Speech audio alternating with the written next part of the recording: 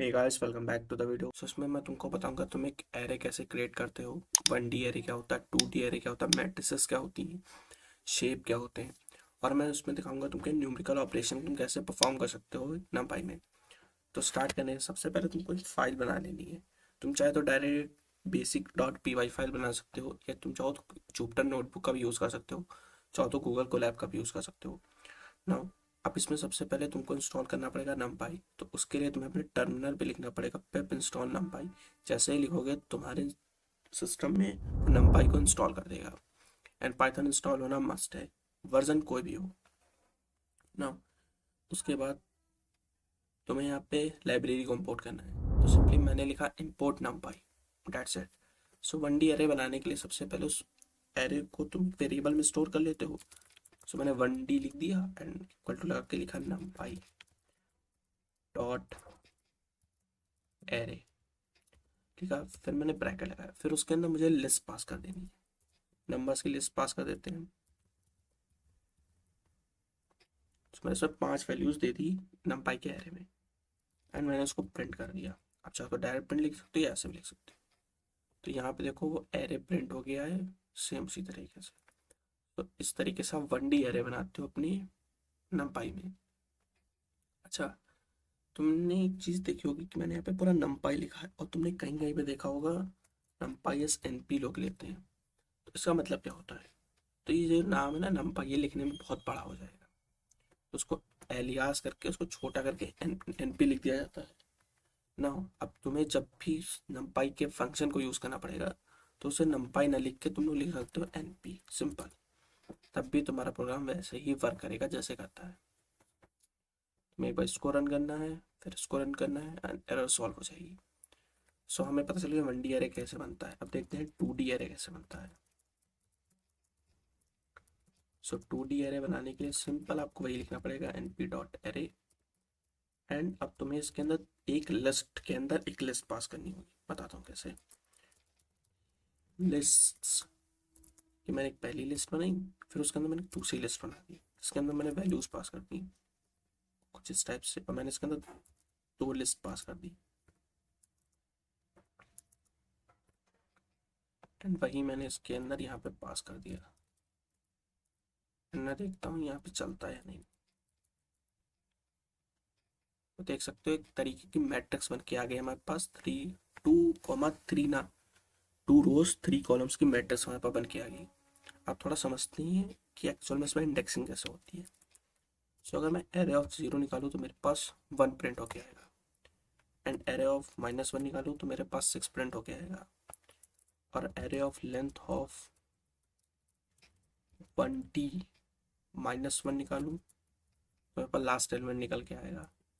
-2 निकालूँ तो उससे पहले वाला एलिमेंट निकल के आएगा। जब एरे की लेंथ 5 रिटर्न हो जाएगी, तो उसमें हम लोग -1 या -2 कर रहे थे। सो -1 करने का मतलब सपोज एरे की लेंथ हो गई 5, 5 -1 हो जाएगा 4, और इंडेक्सिंग जो हमारी होती है वो हमारी 0 से स्टार्ट होती है एंड लेंथ -1 तक जाती है। तो लेंथ -1 क्या हुआ, लेंथ की वैल्यू है 5, और 5 -1 हो गया 4। दैट्स वाई जब हम लेंथ -4 कर रहे हैं तो वो पॉइंट कर रहा था लास्ट वाले इंडेक्स को, और जब हम -2 कर रहे हैं तो 4 वाले इंडेक्स को कर रहा था। अगर मैं यहाँ पे -3 करूँगा या -4 करूँगा तो वो सेकंड एलिमेंट को टारगेट करेगा, तो मेरे पास ट्रू प्रिंट होके आ जाएगा। सो इस तरीके से जैसे ही इंडेक्सिंग लिस्ट में होती है, सेम उसी तरीके से इंडेक्सिंग होती है तुम्हारी 1D एरे के अंदर। 2D एरे के अंदर भी सेम इसी तरह कॉन्सेप्ट होता है। उसको थोड़ा समझते हैं लेकिन इसको बाद में समझेंगे।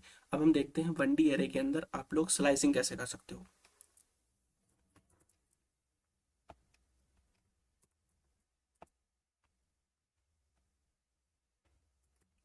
स्लाइसिंग इन 1D एरे। सो 1D एरे के लिए स्लाइस करने के लिए सिंपल वही जो जैसे हम लोग लिस्ट में करते थे उसी तरीके से करते हैं। तो 1D लिखा मैंने, एंड मैंने यहाँ पे क्या लिखा, कोलन कोलन -1। ये क्या करते हैं, ये वैल्यूज को रिवर्स कर देगा। तो this is the basic method of reversing the list. अच्छा, अब मैं समझाता हूँ इसमें काम कैसे करता है। ये तो मैंने ऐसे एग्जाम्पल दिया। तो सबसे पहले जिसकी बात करते हैं स्लाइसिंग के लिए, सबसे पहले होता है हमारे पास start stop step. So start कहाँ से होगा, 0 से होगा। स्टॉप कहाँ पे होगा, हमारी लेंथ है 5, तो 5 करते हैं 0 1 2 3 4, और लास्ट वाला इंडेक्स तो वैसे ही तो वन वन स्टेप पे हमें करना है। सब देखते हैं तो उसी तरह वैल्यूज प्रिंट होगी।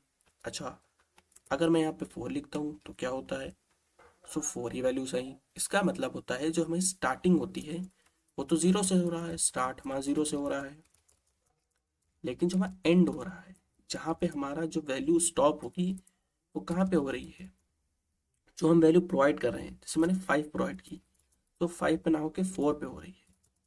और जब हमने 4 दिया तो 4 ना होके वो हमारी 3 पे हो रही है। ये इंडेक्सिंग की बात हो रही है, या नंबर इंडेक्स की बात हो रही है। सो हमारे कुछ इंडेक्स ऐसे थे 0 1 2 3 4, राइट। सो हमने 5 दिया था तो वो 4 तक आके रुक रहा था, 4 दिया था तो मैंने वो 3 पे रुक रहा है, इस तरीके से। सो जैसे स्लाइसिंग लिस्ट में होती है वैसे ही स्लाइसिंग हमारी नंपाई के एरेस में होती है। आई होप आपको ये समझ में आया होगा। अब बात करते हैं 2D एरे के इंडेक्सिंग के बारे में। अच्छा, इसको अभी ये ना समझो कि 2D लिस्ट है, इसको समझो एक लिस्ट है, उसके अंदर सिर्फ 2 एलिमेंट पड़े हुए हैं। अगर मैं लेंथ निकालूं लिस्ट की, अगर मैं लेंथ निकालूं लिस्ट की तो 2 आएगा। क्यों? ये जो दूसरी लिस्ट है उसको एक जो पहली वाली लिस्ट है उसको एलिमेंट समझ रही है। मतलब ये पहली वाली लिस्ट जो है उसके अंदर 2 एलिमेंट पड़े हुए हैं। कौन से?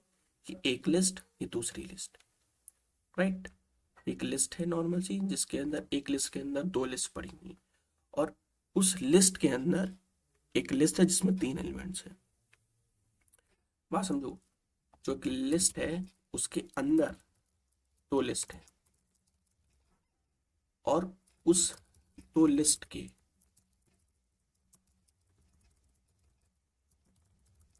3 एलिमेंट है, समझे। अगर मैं यहाँ पे लेंथ ऑफ लिस्ट 0 करता हूँ, मतलब जो 0 इंडेक्स पे जो लिस्ट है उसकी वैल्यू 3 आएगी। क्यों? क्योंकि उसके अंदर 3 एलिमेंट हुए हैं, और 0 नंबर पे पहला आला है और दूसरे नंबर दूसरा आला है।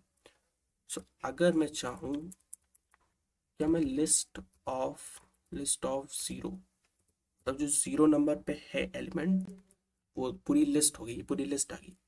फिर उसका 0 वाला प्रिंट करूँ तो कुछ प्रिंट होगा, हाँ 1 प्रिंट हो गया।